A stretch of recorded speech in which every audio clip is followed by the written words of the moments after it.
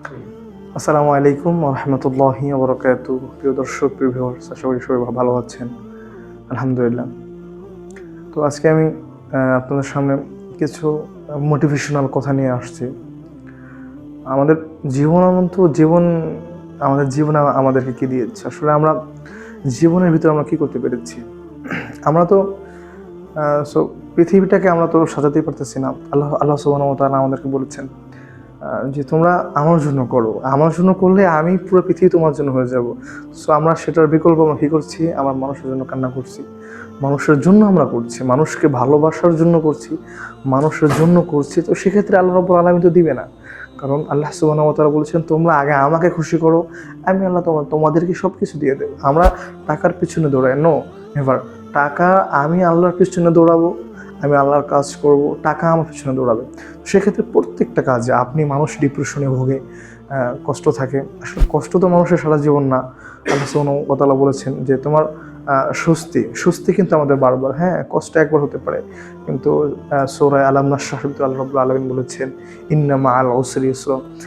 তোমাদের স্বস্তি কিন্তু কষ্ট একবার, স্বস্তি বারবার। আল্লাহ সুবহানাহু ওয়া তাআলা আমাদেরকে বারবার স্বস্তি দিবেন। সেক্ষেত্রে পৃথিবীর ভিতরে আপনি আপনার মতো করে কাউকে সন্তুষ্ট করতে পারবেন না। আপনার মতো করে আপনি কাউকে বোঝাতেই পারবেন না, এটা হতেই পারে না। কারণ আপনি যদি কাউকে যদি বোঝাতে যান আপনার মতো করে, দেখেন, আপনি যদি আস্তে হাঁটেন, মানুষ বলবে এই লোক হাঁটতে পারে না।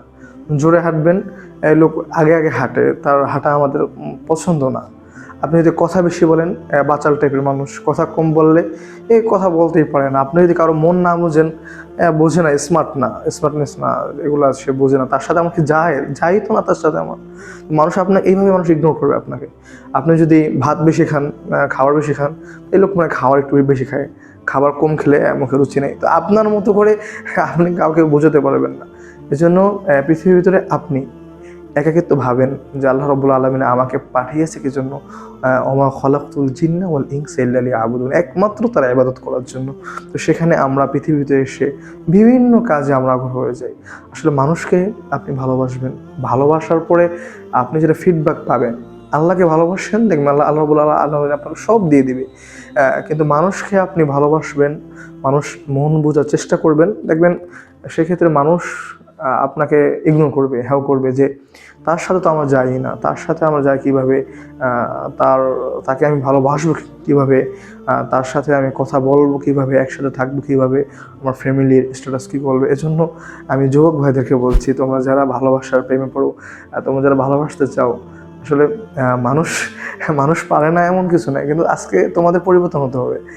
যে মানুষ, আমি মনে করি মানুষ দুটি কারণে মানুষ পিছিয়ে যায়। একটা হচ্ছে রাজনীতি করলে মানুষ দুশ্চিন্তায় পড়ে, আর একটা কোনো মেয়েকে ভালোবাসলেও মানুষ দুশ্চিন্তায় পড়ে। এই দুইটি জিনিস মানুষকে মৃত্যুর দিকে ঠেলে নিয়ে যেতে পারে। তো সেক্ষেত্রে আমরা তো বিভিন্ন কাছ থেকে মানুষ বিভিন্ন কথা বলে শুনি। তো এজন্য আগে দুনিয়াকে সাজাতে হবে। কুল্লু নাফসিন যায়িকাতুল মাউত। প্রত্যেকটা প্রাণী, পিঁপড়া থেকে শুরু করে মানুষ, জিন, তারপরে আপনার পশু, প্রত্যেকটা প্রাণী মৃত্যুবরণ করবে। তো সেখানে আপনি আমি কি? আমিও তো মৃত্যুবরণ করব।